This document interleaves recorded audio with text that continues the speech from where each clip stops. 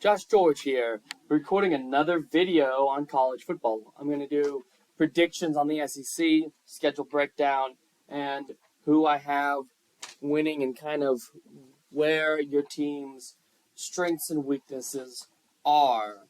Look, I'm going to start out saying something that some people will say, well, I think it's true. I think the SEC is the best conference in the nation, and I'm going to go on in and do something a little bit differently. I'm going to do a breakdown of each division top to bottom instead of an alphabetical order.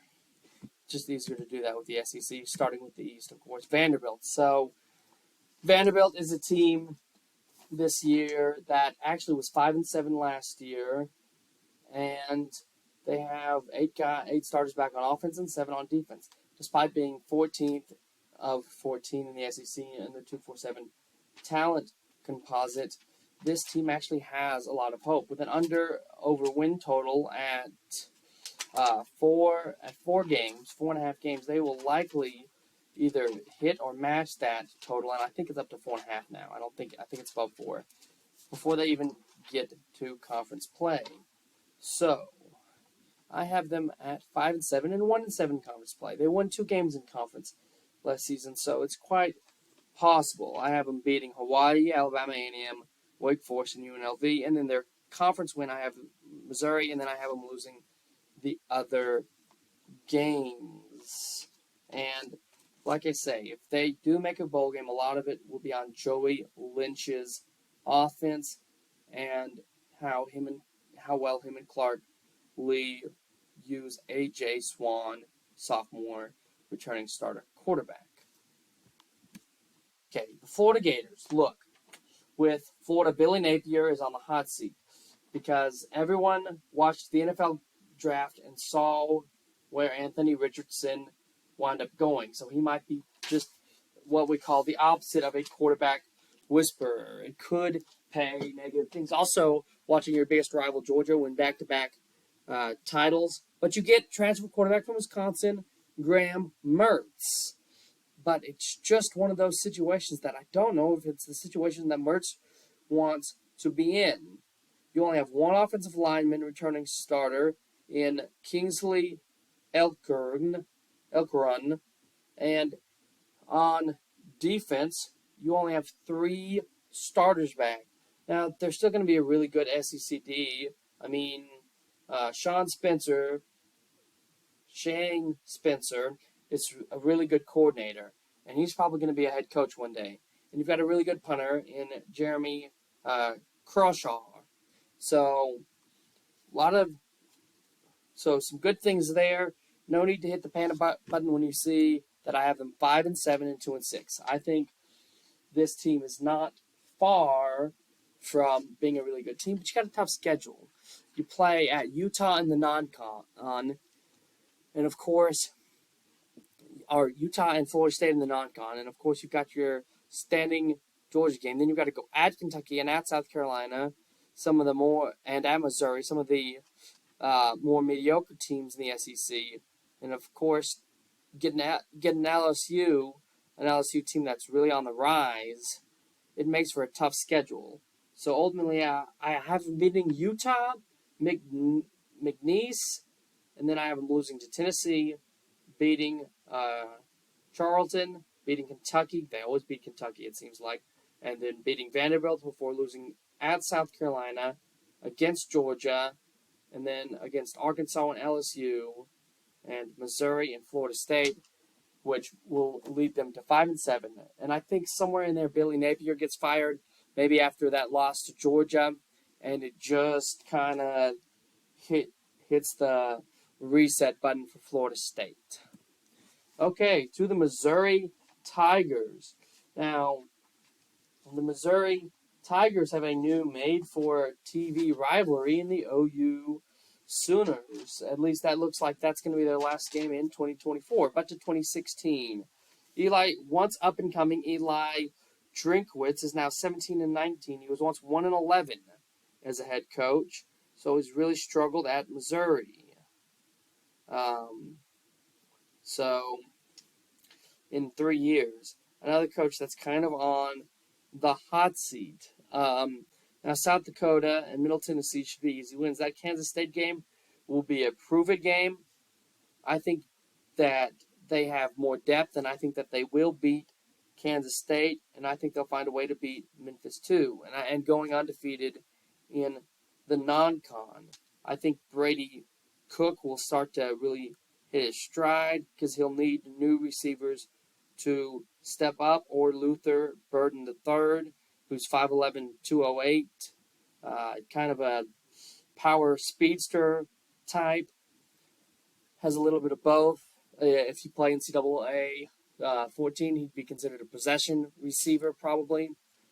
So they'll need that all to step up on offense because they were 90th in passing offense last season. That's why I have them 6-6 and 2-6 in conference play. I actually have them losing to Vanderbilt, LSU, Kentucky, Georgia, Tennessee, and Arkansas in conference play. And then, of course, their 2 wins, Florida and South Carolina.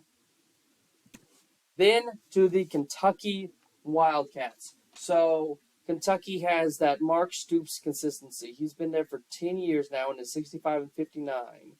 But they ended the year 0-21. Well, they bring in Devin Leary at quarterback to kind of turn around that offense. And they're actually projected for a top 25 offense in 2023. And, of course, Mark Stoops, the defensive guy, defensive coordinator, that over the last 10 years, they've been one of the more consistent teams.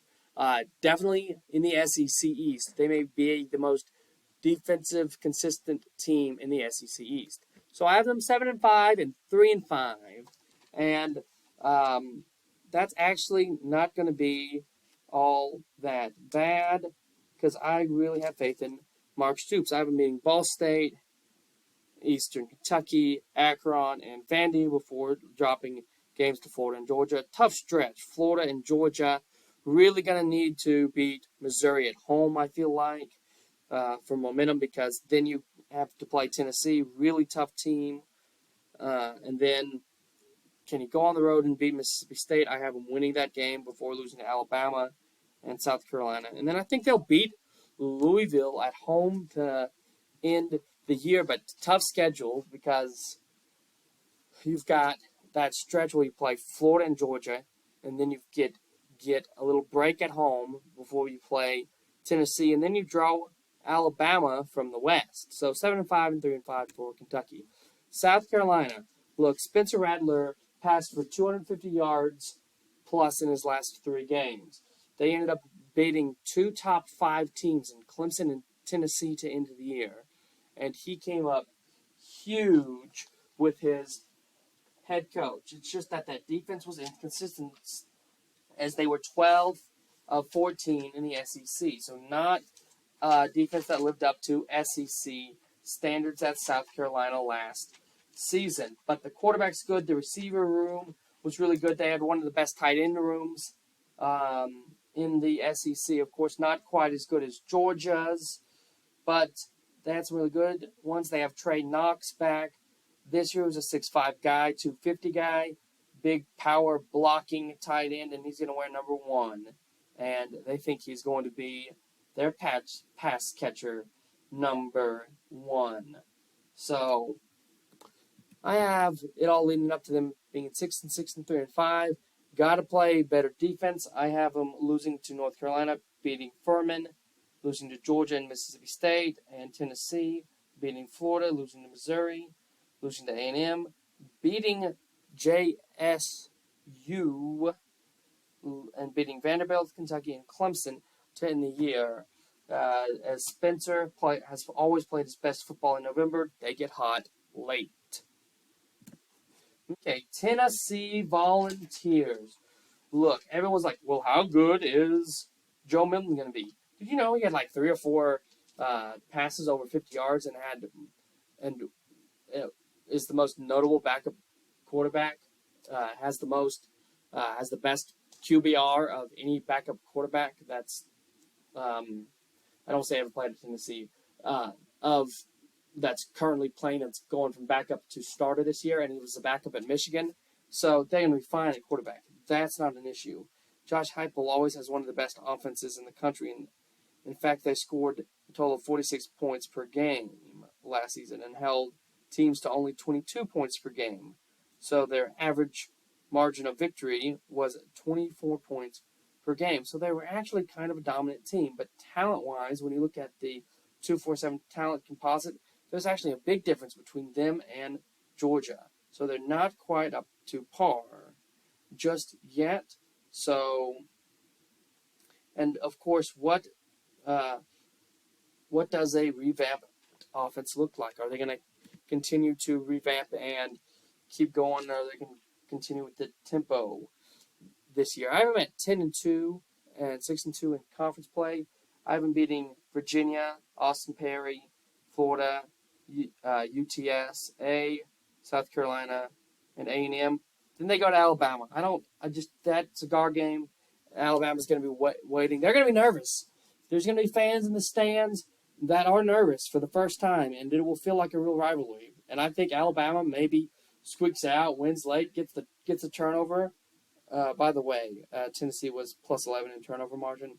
That's how they were able to beat Alabama last year. And defense travels. So I think they could win that game. But I've got Alabama winning. Then I've got Tennessee beating Kentucky, bounce back game, blowout. And then they blow out UConn to kind of expose them as a fraud, I think. You can go back and watch my FBS predictions, so FBS Independence. And then I think they lose to Georgia. I just don't think they have the depth and the talent, and you got to put a body on Brock Bowers. And who's that guy gonna be? I don't. When I looked at their secondary, you got 6-foot Jalen McCullen, and a lot of 6-foot guys. Terman McDonald might be able to be a guy that you put a body on him, but you're not going to guard him with a linebacker, so it's just, I have that one as a loss. And then I think they beat Vanderbilt for a big senior night, and a 10-2 team that probably scratches the surface, maybe raises some noise of a potential playoff team. Then the back-to-back national champion Georgia Dogs, of course, they're slated to be one of the best teams in the nation, as they had a top 5 offense and a top 5 defense, which is almost unheard of. They were one of the best on third down and one of the best rushing defenses. They got even better as Mike Bobo let this team really air the ball out. But will Brock Bowers or Carson Beck be the quarterback? I don't think it matters as did I say Brock Bowers? Or Brock Vanderbilt be the quarterback. But it doesn't matter, as Brock Bowers, number 1 tight end in the nation, probably a top 5 prospect in the NFL draft this year, is going to be unstoppable along with this receiving core. I think Lad McConkey is going to be really good too. 6-foot speedster, 185, really fast guy, probably one of the fastest guys in the SEC. I have him 12-0 and 8-0. Figured out I don't have any losses there, so they win them all. That leads us to the West. So Mississippi State. That was a moment of silence for Coach Mike Leach. Look, Mike Leach was one of the greatest air raid coaches, and Will Rogers is going to be an amazing quarterback this year. I hope he has the most passing yards in the SEC this year in honor of Mike Leach. But the truth is, for Mississippi State, how will they recover? Their defense was inconsistent last year, and Zach Arnett is the guy that follows the guy. Now, he's 1-0, but I have them at 6-6 and 2-6 in conference play. I've been beating Southeast Louisiana and Arizona before losing to Arizona, beating South Carolina, losing to Alabama, beating Western Michigan, beating Arkansas, losing to Auburn, losing to Kentucky, losing to Texas A&M, beating Southern Miss. Got to stop the run in that game, or that's a game that could sneak up on you. And then losing to Ole Miss in the Egg Bowl. And a 6-6 team in a bowl game. And I see Zach Arnett maybe not getting fired, maybe taking another job somewhere else, maybe going to Pac-12. That's just my feeling. Okay, now to Texas A&M. Jimbo Fisher. Gosh, the most hot seat, not hot seat coach in America. I mean, the buyout is so big that he's not on the hot seat, but the results are so that he is on the hot seat. and they're number 3 in the 247 talent composite in the SEC, and I think they're like number 4 in the nation. So they're really good. They've got all the talent, and they've got tons of guys. But when you're looking at starting Reuben Owens, a freshman at running back, you're like, whoa. DJ Durkin is a really good defensive coordinator. In fact, they were number 1 in pass defense in the nation last year. But their offense was stuck in the mud. Now, they only have 4 starters coming back on offense, and Bobby Petrino is going to be their play caller this year. Could things change on offense? Could that Jimbo Fisher offense be more efficient? I think it will, but how much is enough? I have them 6-6 and 2-6 in conference play, beating New Mexico and Miami and Louisiana Monroe before losing a game to Auburn, Arkansas, losing games to Auburn, Arkansas, Alabama, and Tennessee. I think they find a way to beat South Carolina. I think they beat them with defense. I think they shut down that offense, and then I think they lose at Ole Miss before beating Mississippi State and Abilene Christian. And then at LSU, it's just one of those games that the home team almost always seems to win. A&M won last year. I think it goes to overtime probably again. And the LSU wins because they're at home. And, another earthquake maybe. And does Jimbo get fired if they go 6-6 and 2-6 in conference play? Tell me in the comments. Okay, Arkansas. Razorbacks are rebuilding under Sam Pittman. And, of course, Dan Eno, he's been there for 3 years, and Dan Enos is his offensive coordinator. They're another team. Only 4 starters back on offense, but the best quarterback, according to Athlon and Lindsay Sports in the SEC, and that would be K.J. Jefferson. K.J. Jefferson, and, of course, the Rocket Sanders, 6'2", 237 running back, just an absolute impossible guy to bring down. He's going to be an NFL running back. Of course, you probably got 2 first-rounders, definitely a couple first- and second-rounders right there in the backfield. So that's really huge.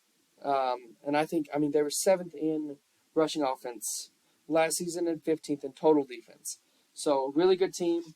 Probably going to have the most efficient offense if they can handle their blocks up front. That's just what it's going to come down to. But a lot of seniors up front on the offensive line. So should be fairly good. And then can their defense improve? They gave up 30 points per game. That won't cut it in the SEC. I've got them at 7-5 and 3-5 in conference play, beating Western Carolina, Kent State, and BYU before dropping a game to LSU. But they bounced back in Arlington to find a way to beat A&M.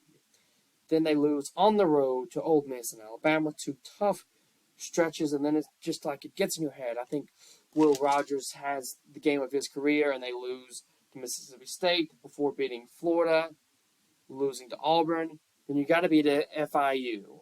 That's like your big nobody game. And then Missouri to close the year. I think they find a way to win against Missouri. Now to the Auburn Tigers. Hugh Freeze. Yes, the Freeze has come to Auburn. He revamped their portal. He revamped a lot on offense. In fact, had the best offensive portal class and the second best portal class overall, right behind Colorado. So this team is almost totally different. He also brought in Phil Montgomery, who was a Tulsa head coach, and actually runs a great offense. He's a great offensive play caller. And then how good will Ron Roberts be at calling the defense? Because if you don't play good defense, you can't win in the SEC. I've got them 8-4 and 4-4 in conference play. I've got them beating Massachusetts, California, Samford, Texas A&M, Mississippi State, Vanderbilt, Arkansas, and New Mexico, and dropping the other games. Now, Ole Miss. Ole Miss is a team that I think will be 10-2 and 6-2 in conference play.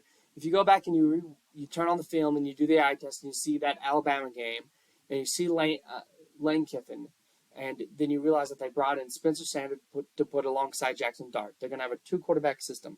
2-quarterback systems almost never work, it seems like, but it will this season. I think that's what gives them an edge because matchups are what college football is all about, and Ole Miss has that quarterback matchup for just about anybody that they're going to play, and they're projected to have a top 10 defense this season as they bring in Pete Golding at defensive coordinator. So I have this Ole Miss team beating Mercer and Tulane, who start the season. Then I have them beating Georgia Tech, and I have them beating Alabama. I think that's the upset that kind of sparks things, but then losing to Ole Miss, beating Arkansas, Auburn, Vanderbilt, Texas A&M, and losing to Georgia, and then winning their last 2 games. Now LSU. LSU, if they beat Florida State, a lot of people say that they are a playoff team. Well, with a roster that's 70% blue chip players and projected to be 75 to 77, which will be in the top 3 to top 5 in the nation next year, this team goes up and up, and they're probably going to make the playoffs this year or next year. Of course, with 12-team playoffs, this is actually Brian Kelly's most talented team to ever coach, and he has 294 wins. And, of course, they have Jalen Daniels, who is one of the best quarterbacks in the SEC, maybe the best returner in the SEC. And, of course, they have 3 linemen coming back to back him up, or to keep him upright. And then, of course, one of the best linebackers, Harold Perkins Jr., who will be the spy in that Florida State game, who is why I think they win that game. Hold on, I had a typo. I've got them 11-1 and 7-1 in conference play, because I've got them beating Florida State, Grambling State, and I have their 1 loss actually at Alabama. So that's a typo. I have them 11-1 and 7-1. Okay, to Alabama. Now, Alabama's another team that I have set 11-1 and 7-1 in 7-1 conference play, and really, there's question marks everywhere you look, it seems like. But they're also Alabama under Nick Saban. Yeah, we don't know who the quarterback is. We know that they've got some good receivers and some good linemen and a good defense. And they only lost 2 games last year, and they seem to play a lot of close games. But the reason I have them doing this well is because they're under Nick Saban. That's the honest-to-goodness truth. And I think that their 1 loss is to Ole Miss. Now, that'll lead Georgia and Alabama to play in the conference title game. I think Georgia goes 13-0 and sends Alabama to 11-2. I'm Josh George, Football Guys Channel. Have a nice day.